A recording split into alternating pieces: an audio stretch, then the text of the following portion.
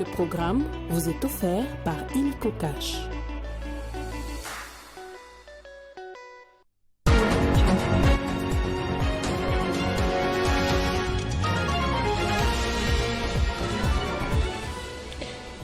À 17 morts, c'est le bilan provisoire de l'accident de circulation survenu ce jeudi aux environs du quartier Badara vers l'aéroport de Ndjili. Le bourgmestre de la commune de Lantsele, que nous aurons en ligne dans ce journal, évoque une panne de crémaillère. Premier tête-à-tête, Félix Tshisekedi Freedomlé Ambongo depuis janvier 2023. Le prélat catholique parle d'une rencontre de clarification qui aura duré plus de 2 heures. Début de la campagne à l'Assemblée nationale pour le bureau définitif. 8 candidats sont en lice pour 7 postes. Apparemment, l'opposition n'a pas su se convenir pour un candidat unique au poste de rapporteur adjoint. 2 jours seulement pour convaincre les électeurs. Après les titres, place au développement, mesdames, messieurs, bienvenue dans ce journal. La circulation routière, un accident s'est produit ce jeudi dans la capitale, précisément à Badara, dans la commune de Lantsele, vers l'aéroport international de Ndjili. Il s'agit d'une collision entre un camion remorque et un bus Mercedes Transit. Le bilan provisoire fait état de 17 morts et des blessés graves. Nous sommes justement en ligne avec le bourgmestre de la commune de Lantsele, Franck Ngonzola Messo. Dites-nous, monsieur le bourgmestre, qu'est-ce qu'il a réellement passé? Oui, en fait, jeudi, il y a eu un accident mortel au niveau de l'aéroport, précisément dans les quartiers Badara, et là où il y avait notamment un esprit de vie, ou carrément ce que nous appelons 207, je crois, et qui venait notamment d'élancer vers le centre-ville. Il y avait aussi un grand car, notamment, qui fait des fois des activités commerciales, vendeur de ciment. Et les chauffeurs de 207, notamment, il y a un problème de crémaillère. Et les crémaillères, notamment, ça fait en sorte que le volant soit bloqué.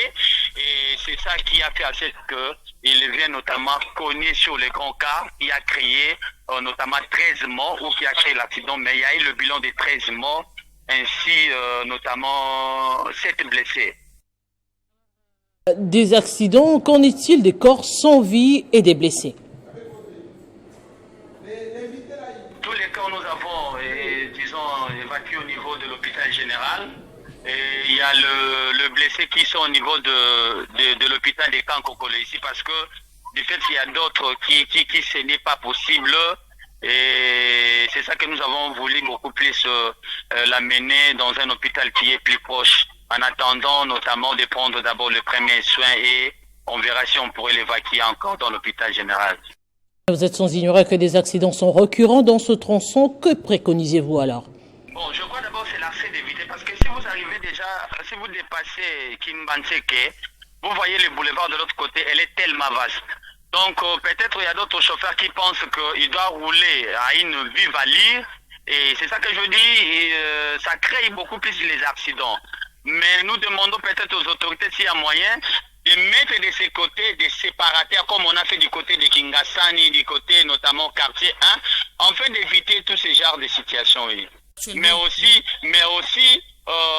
c'est une mauvaise état notamment des véhicules, parce que comme je dis, le chauffeur des 207, il a eu un problème de crémaillère, donc c'est ça aussi qui a créé l'accident. Et nous venons de l'apprendre toujours vers Badara, la foudre vient de s'abattre sur 4 personnes, des maraîchers, 2 hommes et 2 femmes qui ont perdu la vie sur place. Dans l'actualité également, tête-à-tête ce jeudi entre Félix Tshisekedi et Freedomlé Ambongo à la Cité de l'Union africaine, le cardinal a été reçu en présence du chargé des affaires de l'Annonciature qui assure actuellement la représentation du Vatican en RDC puisque le nouveau nonce apostolique n'a pas encore officiellement pris ses fonctions. Pour l'archevêque de Kinshasa, c'est un moment de clarification. Nous sommes à la Cité de l'Union africaine. C'est un Félix Tshisekedi très détendu qui reçoit le cardinal Freedomlé Ambongo, archevêque de Kinshasa, accompagné du chargé d'affaires de l'Annonciature apostolique pour un entretien dit de clarification qui aura duré près de 2 heures. Et tous les tumultes qu'on a entendus sur les réseaux ces derniers temps, j'avais souhaité rencontrer des chefs de l'État. Il m'a donné cette opportunité de le rencontrer aujourd'hui pour qu'en tant que responsable du pays d'abord, le président de la République et le cardinal du Congo, nous puissions faire la lumière sur différents points.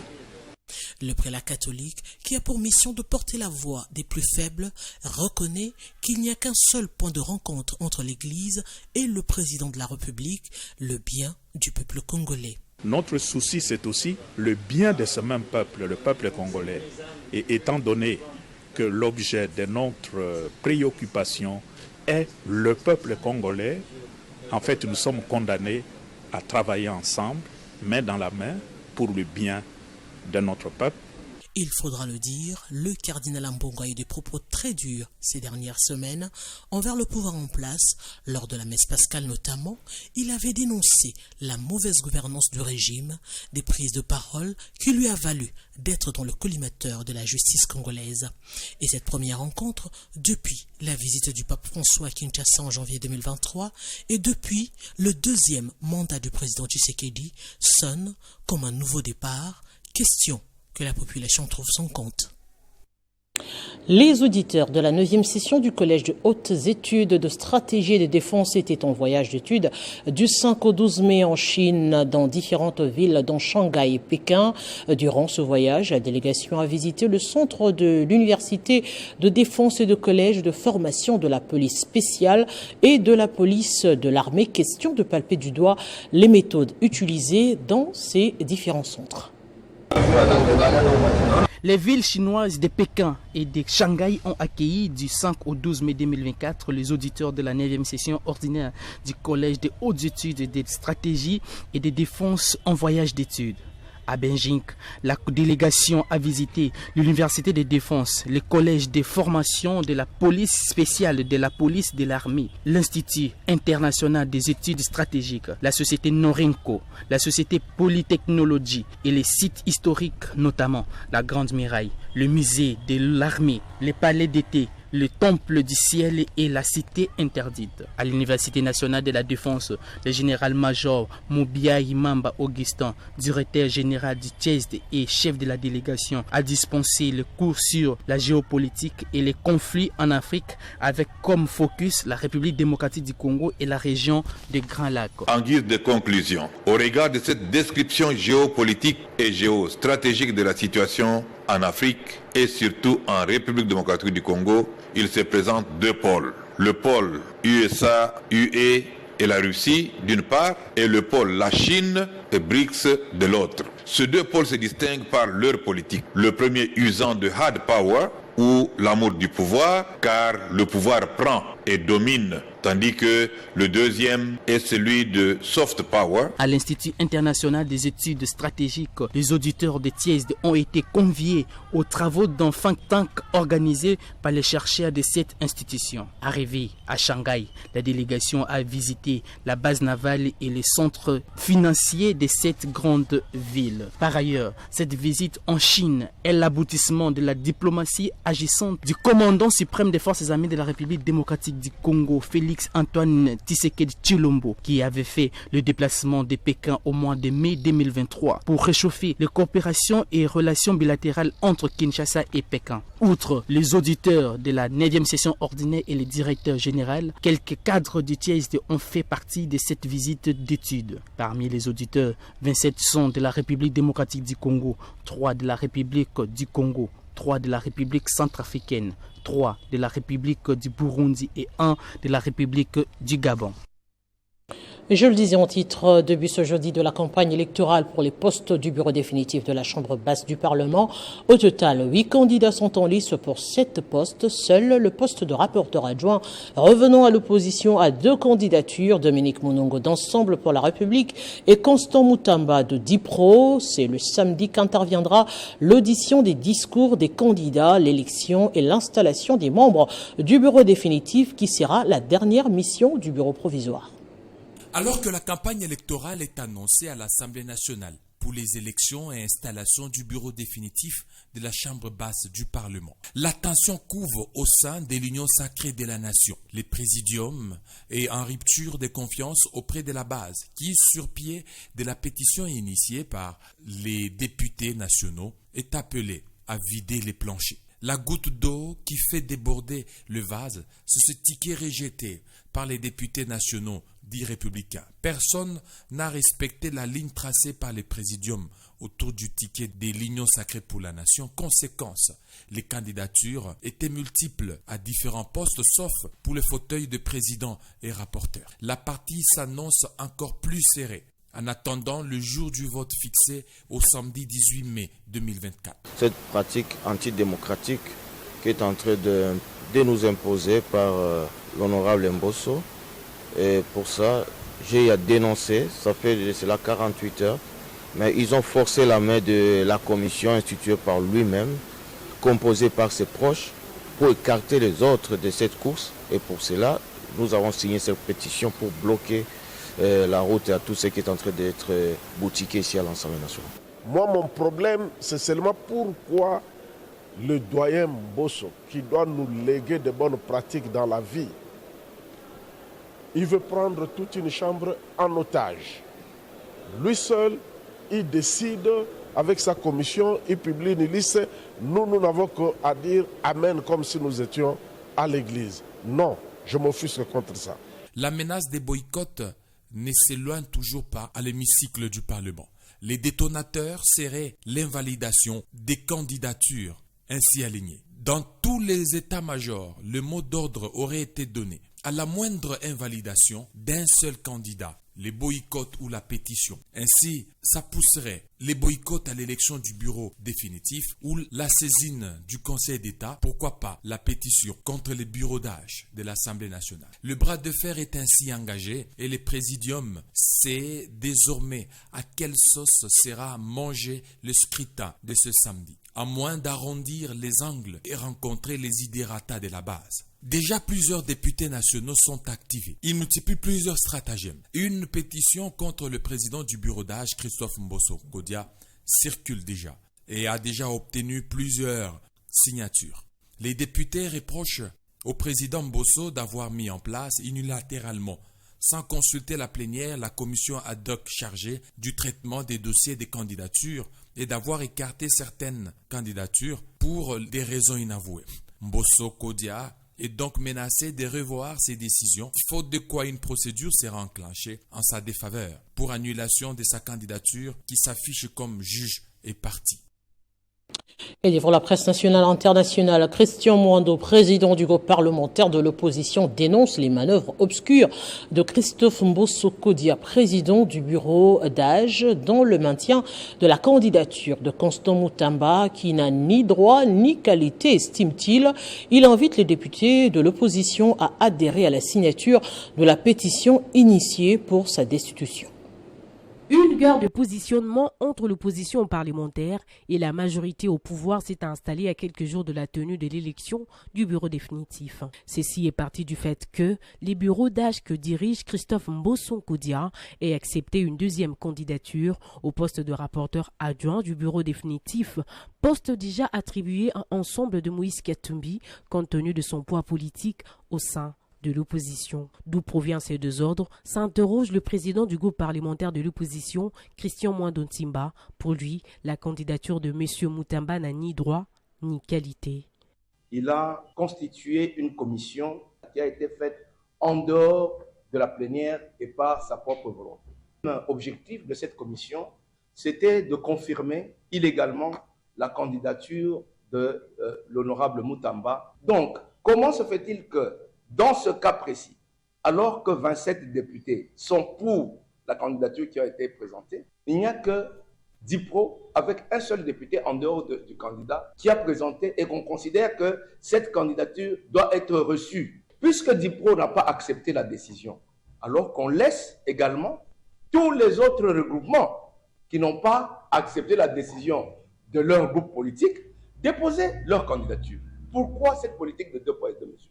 Christian Mwando Ntimba accuse donc Mbosso Kodia d'auteur de ces désordres Pour lui, l'homme étant lui-même en lice, il est obligé de se retirer du bureau d'âge, d'où son appel aux députés nationaux membres de l'opposition à adhérer à la signature de la pétition initiée pour sa destitution.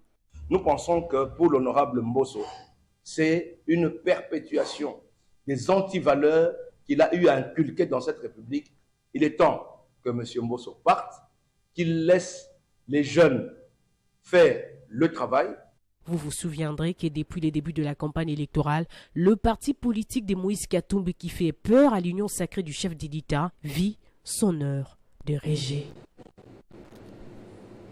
Et par ailleurs, la plateforme de Fifi Masuka Saini et ses soutiens, quatrième force politique, regrette la confiscation du poste de questeur et autre part certains leaders de l'Union sacrée de la nation. Eh bien, la plateforme de Fifi Masuka dit rester vigilante sur la répartition des responsabilités au sein des institutions dans le prochain gouvernement. Bureau définitif de l'Assemblée nationale, qui est Caroline Bemba Bamanissa, candidate au poste de questeur adjoint, mais bien sûr, surtout, on va revenir sur son parcours politique. La réponse dans ce portrait de Jenny Kayembe. Le samedi 18 mai 2024, c'est la date prévue pour l'élection et l'installation des membres du bureau définitif de l'Assemblée nationale. Au nombre des candidats en lice pour cette course électorale figure Caroline Bemba Bamanissa. Qui est-elle au juste?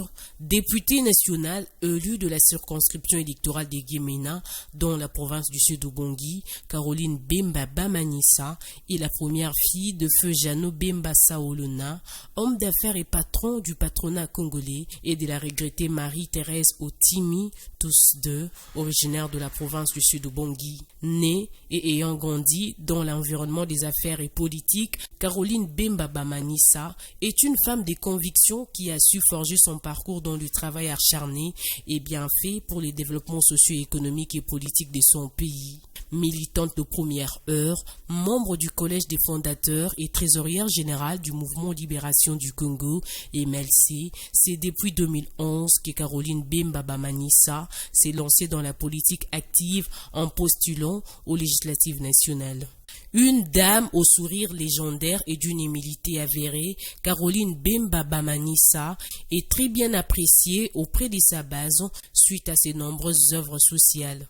À Kinshasa ou à Guémena par exemple, avec des fonds propres, elle a su réaliser plusieurs actions de développement communautaire, notamment la construction d'un centre moderne pour l'alphabétisation et la scolarisation gratuite des milliers de femmes et filles mères, sans oublier une panoplie de ses contributions en faveur des étudiants des différentes provinces de la RDC.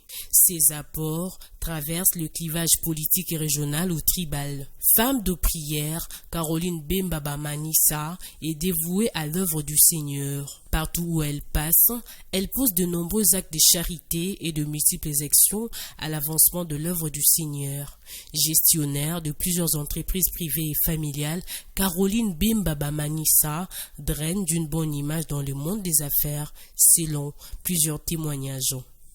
Ancienne vice-présidente du comité des sages de l'Assemblée nationale durant les législatives de 2011 à 2018 et de 2018 à 2023, Caroline Bemba Bamanissa a été très active dans la résolution pacifique de plusieurs problèmes sociopolitiques des députés nationaux.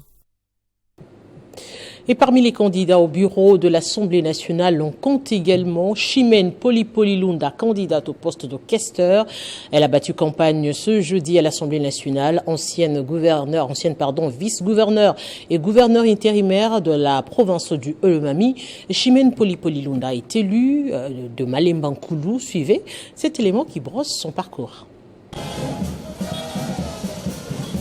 L'Assemblée nationale a vibré ce jeudi au rythme de la campagne électorale des candidats aux différents postes du bureau définitif de la Chambre basse du Parlement. La députée nationale Chimène Polypolilunda, candidate de l'Union sacrée de la nation au poste de questeur de l'Assemblée nationale, bénéficie du soutien des militants, des cadres et des députés nationaux de son regroupement politique, l'AFDCA. Chimène Polypolilunda bénéficie également du soutien de l'Union sacrée de la nation. Candidate au poste de questeur, Chimène Polypoli Lunda compte gérer avec orthodoxie les finances de la Chambre basse du Parlement.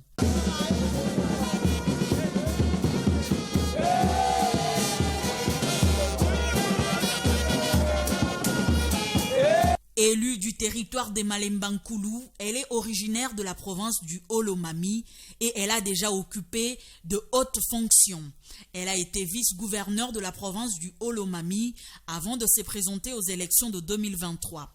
Elle était nommée administrateur de la Banque centrale du Congo. Chimène Polypoli est également présidente fédérale de l'AFDC dans le Haut-Lomami. Les membres de son regroupement politique parlent d'une femme pleine de compétences et surtout loyale aux idéaux de l'AFDCA qui place l'homme au centre de ses intérêts. Élection de Anne-Marie Munguje comme sénatrice dans la ville-province de Kinshasa. Le baraza intercommunautaire du Nord Kivu la félicite dans un message lui adressé depuis la ville de Goma. Les membres de cette structure remercient tous ceux qui ont porté leur choix sur cette dame qui marque l'unité de tous les Congolais. Je vous propose un extrait de leur message lu par Stéphane Sangoma, secrétaire du baraza Lawazé au Nord Kivu.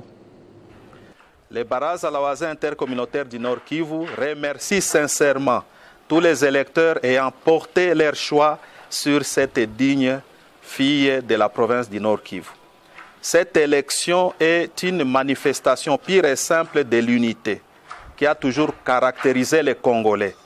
Cela rappelle la confiance que les enfants du Nord Kivu avaient à son temps placée en la personne de M. Kondevila Kikanda, élu député national dans la circonscription électorale de la ville de Goma en 2011.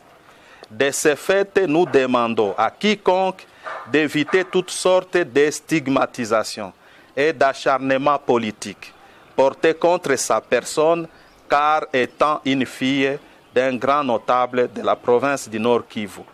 Il n'y a donc rien qui puisse mettre en doute son appartenance à la mère patrie, la République démocratique du Congo.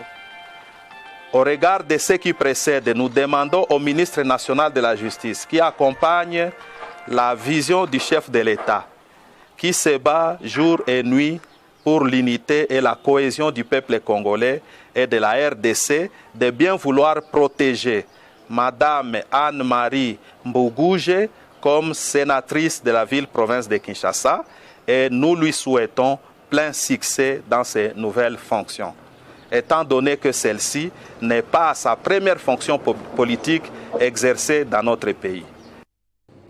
Parlons à présent de cette rencontre des leaders de jeunes, des partis et regroupements politiques au pouvoir organisée ce jeudi sous l'égide du président de la jeunesse de l'Union pour la nation congolaise, Yves Nsoual.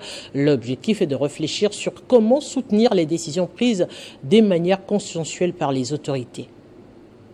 C'est l'immeuble de la Sanam Santerre dans la commune de la Gombe qui a servi de cadre à cette réunion de réflexion autrement stratégique présidée par Yves Nsouala, président de la jeunesse de l'Union pour la nation congolaise, qui en donne ici l'essence. La jeunesse a été d'un apport important pour donner au président de la République cette majorité. Nous étions au four et au moulin.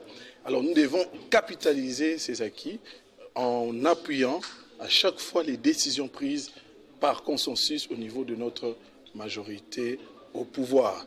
Un véritable cadre d'échange ayant permis à chaque participant de faire des propositions concrètes pour mener à bon port cette initiative. Une occasion pour Yves Nsouala d'inviter tous les jeunes à apporter un soutien sans faille à la candidature de Vital Kamerhe au poste de président du bureau définitif de l'Assemblée nationale. Aujourd'hui, c'est le 16 mai, depuis de la campagne électorale au niveau du bureau définitif de l'Assemblée nationale.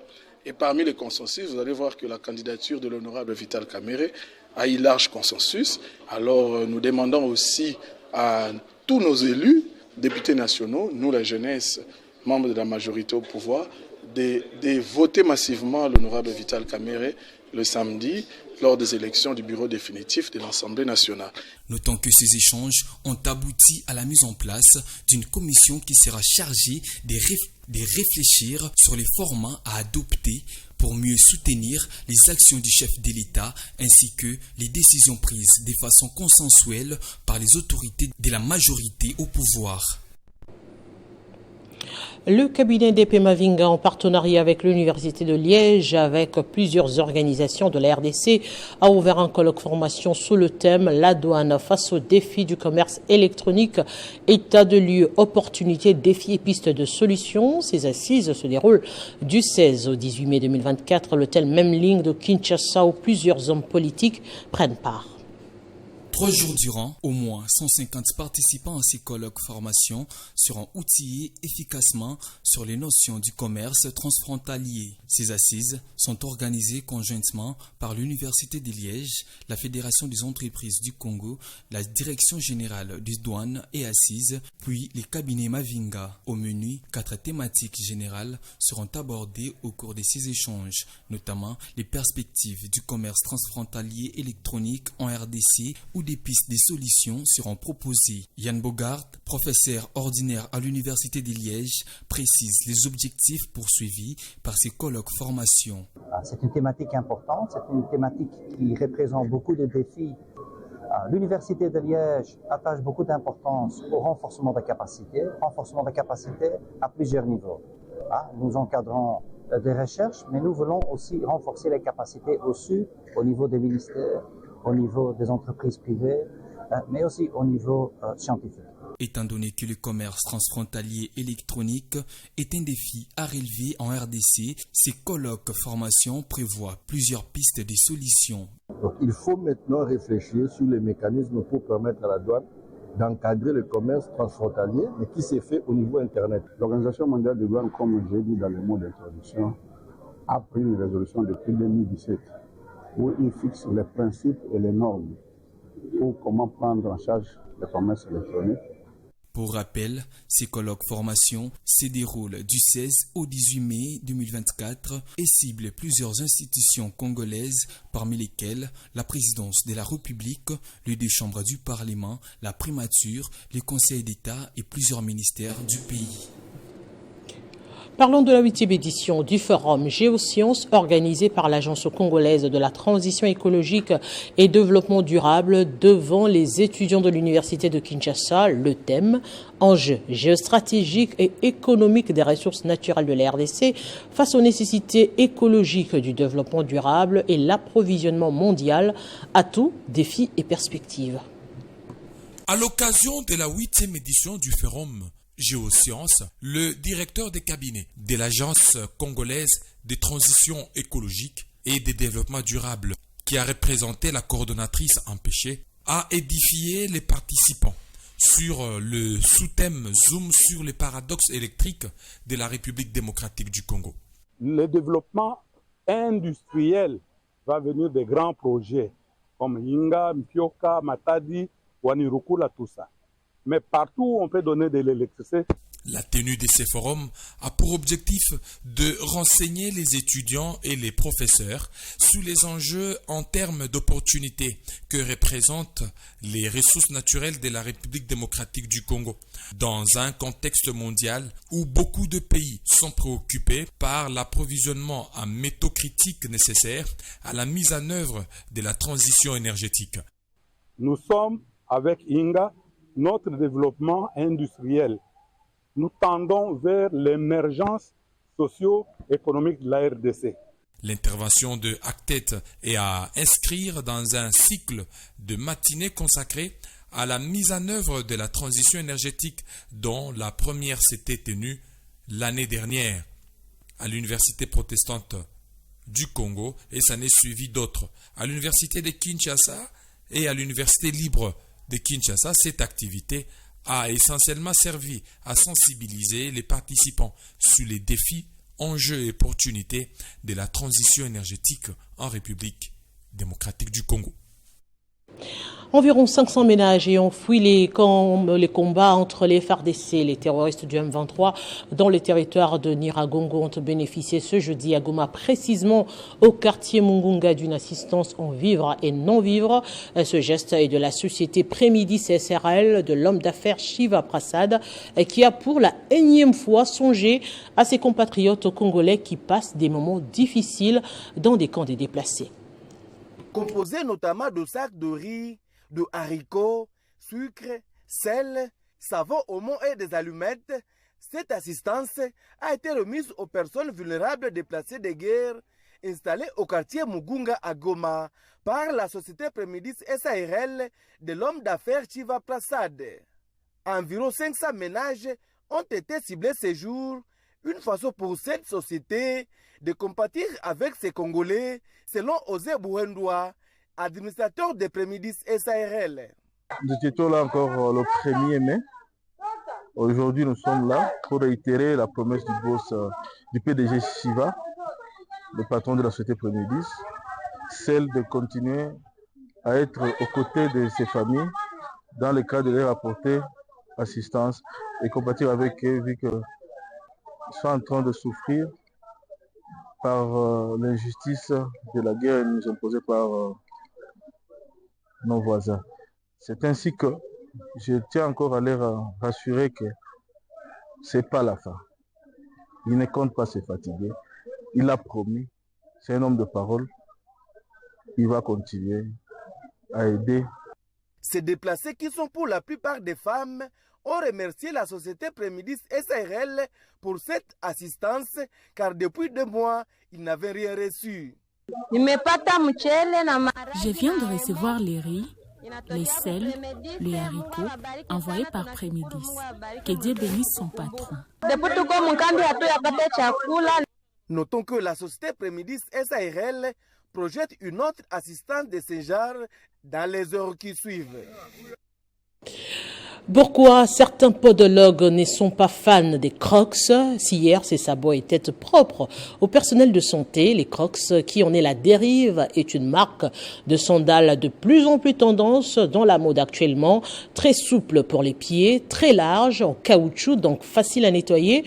Les podologues émettent des réserves sur le port de ces babouches passe-partout à longueur de journée. 150 millions de paires sont vendues chaque année. Les Crocs sont les plus populaires que jamais. Une équipe d'analystes britanniques liée au site businessfinancing.co.uk a passé au crible les données de la recherche Google entre 2021 et 2023 pour déterminer quelle marque de mode était les plus populaires. Le gagnant est Crocs. La marque de chaussures américaines fondée en 2002 est en tête dans plus d'une vingtaine de pays. Mais pas forcément auprès des podologues qui pointent quelques désagréments et conseillent de les porter durant un laps de temps limité. Un succès auprès du grand public, moins auprès de certains spécialistes. Je suis loin d'être un grand fan des Crocs et je suis loin d'être le seul dans mon domaine. Commente le podologue Jordan Straband dans It New Blood. Ce sont des chaussures légères, larges et spacieuses, ce qui les rend confortables. Mais c'est précisément pour cette raison qu'elles ne sont pas bonnes pour nos pieds. Elles offrent trop peu de soutien et d'adhérence. Ce qui, en particulier chez les jeunes enfants et les personnes âgées, peut entraîner des chutes. La sangle au niveau de l'arrière ne maintient pas suffisamment le talon. Par conséquent, lorsque vous faites un pas, vos orteils ont souvent tendance à se serrer. Pour avoir suffisamment d'adhérence, c'est la fameuse griffe. Cela peut entraîner des problèmes au niveau des ongles, une inflammation du tendon, du corps, des callosités et, dans le cas extrême, même des déformations. De plus, comme elles sont en caoutchouc, les Crocs n'évacuent pas l'humidité, ce qui peut favoriser l'apparition des mycoses et d'eczéma, surtout chez les personnes qui souffrent déjà naturellement des transpirations des pieds. Mais alors, comment expliquer que le personnel soignant en porte fréquemment? La réponse est simple, parce qu'elles sont très confortables et qu'elles sont particulièrement faciles à entretenir. Il suffit de les passer sous le robinet pour que la saleté ou les traces de sang disparaissent en un rien de temps. Il n'est pas du tout recommandé de marcher avec toute la journée. Les infirmières feraient mieux de porter des baskets de sport, mais il est vrai qu'elles sont plus difficiles à entretenir, poursuit Jordan Strabant. À la place, il préconise de ne pas les porter trop longtemps de la chambre d'hôtel à la piscine ou à la plage. Il n'y a pas de problème non plus, mais ne les emmenez pas en excursion d'une journée. Au-delà du fait que les Crocs sont tendance, les pieds qui maintiennent l'équilibre du corps entier a besoin de plus de rigueur et de discipline pour un pied en pleine forme. Donc, tendance oui, mais la santé en priorité. Venons en rappel des principaux titres. 17 morts sur le bilan provisoire de l'accident de circulation survenu ce jeudi aux environs du quartier Badara vers l'aéroport international de Ndjili. Le bourgmestre de la commune de Lantsele que nous avons eu en ligne dans ce journal évoque une panne de crémaillère. Premier tête-à-tête, Félix Tshisekedi Fridolin Ambongo depuis janvier 2023. Le prélat catholique parle d'une rencontre de clarification qui aura duré plus de 2 heures.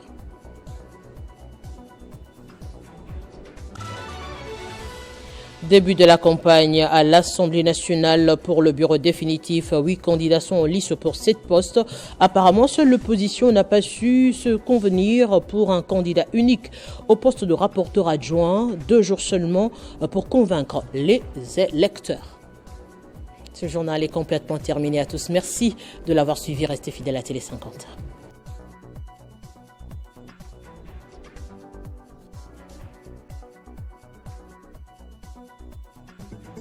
Retrouvez toute l'actualité en continu sur www.tele50.cd.